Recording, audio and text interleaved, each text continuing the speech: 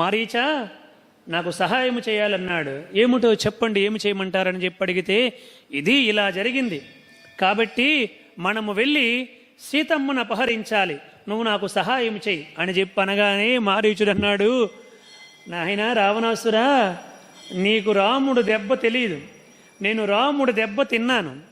ఆ దెబ్బ ఎప్పుడు తిన్నానంటే విశ్వామిత్ర మహర్షి యాగము చేయడానికి వెళ్ళినప్పుడు ఆ యాగాన్ని నేను పాడు చేస్తూ ఉంటే అప్పటికి రాముడు కేవలము 12 సంవత్సరాల పిల్లవాడు. అంటే 16 సంవత్సరాలు కొంచెం తగ్గించి చెబితే వీడికి అప్పుడైనా బుద్ధి వస్తుందేమని తగ్గించి చెప్పాడు మారీచుడు. 12 సంవత్సరాల పిల్లవాడు. అటువంటి పిల్లవాడు నా మీదకి ఒక్క బాణాన్ని వదిలిపెడితే నేను గిర గిర గిర గిర గిరమని తిరుగుతూ 100 యోజనముల సముద్రం యువతలకు వచ్చి పడ్డాను. అది రాముడు దెబ్బంటే అని చెప్పాడండి. కాబట్టి నువ్వు పోయి రాముడితో పెట్టుకోకు నాయనా, ఇది ధర్మము కాదు. అతను మహాధర్మాత్ముడు కాబట్టి అతని ధర్మం అతన్ని కాపాడుతుంది కాబట్టి నువ్వు అతనితో పెట్టుకోవద్దు అని, నీ కారణముగా మన వంశమంతా కూడా సర్వనాశనం అయిపోతుంది కాబట్టి నువ్వు వెనక్కి వెళ్ళిపోవడమే మంచిదని చెప్పి ధర్మబోధ చేశాడు మారీచుడు. ఆ రోజుకి వాడి బుర్ర కొంచెం బాగా పనిచేసిందండి. సరే అనుకుని వెనక్కి వెళ్ళిపోయాడు రావణాసురుడు. చూడండి, ఒకసారి వచ్చి మరల వెనక్కి వెళ్ళాడు. తర్వాత వెనక్కి వెళ్ళేసరికి వీళ్ళందరూ చచ్చిపోయారు కదా.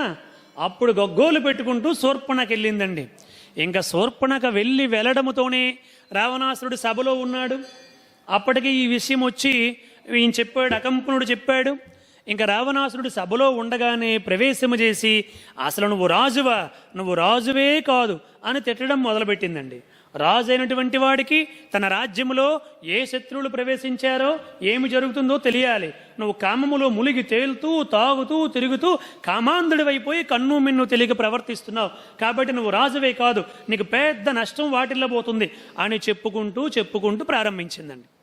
అలా చెప్పి ఇంకా సీతమ్మ యొక్క అందాలు చెప్పడం ప్రారంభించింది.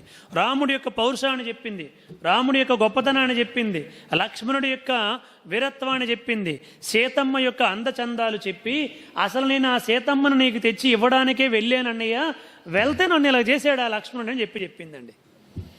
ఆ సీతమ్మ అంత అందగత్తే, నీ దగ్గర ఇంతవరకు నువ్వు ఎంతో మందిని జయించి తీసుకొని వచ్చావు కదా, 9 భార్యలు ఉన్నారు, ఇంకా ఎంతో మందిని తీసుకొచ్చావు, వీళ్ళందరూ కూడా ఆ సీతమ్మ దగ్గర ఆమె కాలి గోటికి కూడా సరిపోరని చెప్పిందండి. ఇంకా వీడు ఇంకా కామాంధుడైపోయాడు.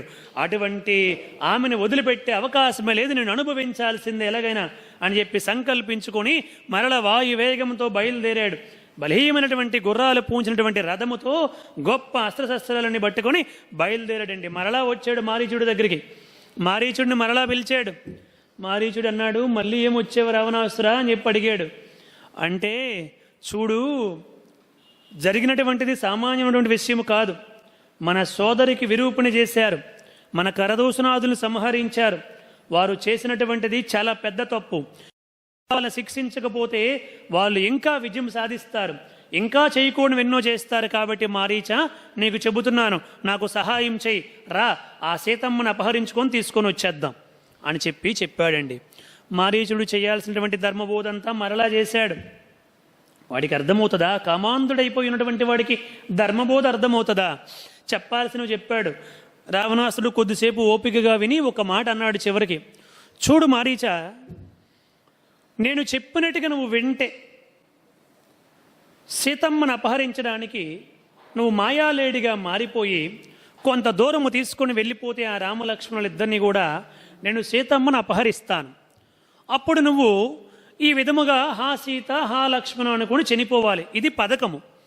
నువ్వు ఒకవేళ అలా తీసుకొని వెళ్తే, ఒకవేళ నీకు ఏమైనా ఆయుష్షుండి లేదా రాముడు కనికరించి నిన్ను ఒకవేళ వదిలిపెడితే నువ్వు ప్రాణాలతో ఉండవచ్చు, అవకాశం ఉంది. కానీ నేను చెప్పిన మాట వినలేదనుకో, ఇప్పుడే నిన్ను చంపేస్తానన్నాడండి. అంతే. Thanks for watching. Please comment, like, share and subscribe our channel.